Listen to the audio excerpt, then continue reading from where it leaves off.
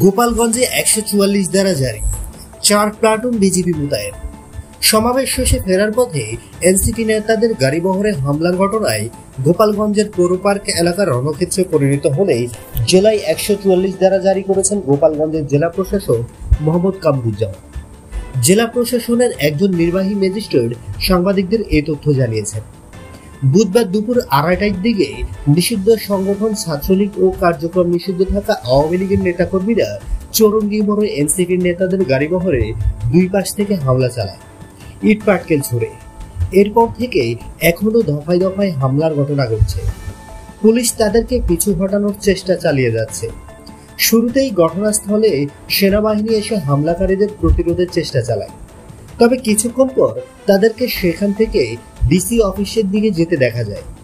১.৫ ঘন্টা পরে সেনাবাহিনীর দল আবারও ঘটনাস্থলে এসেছেন। হামলাকারীদের ঠেকাতে প্রস্তুতি নিতে দেখা গেছে তাদের। এদিকে হামলাকারীদের সরিয়ে নিতে উপস্থিত শতাধিক পুলিশ সদস্য পাখা গুলি বর্ষণ ও টিয়ারশেল নিক্ষেপ করেছে। রাবার বুলেট ও সাউন্ড গ্রেনেড ছুটতেও দেখা গেছে।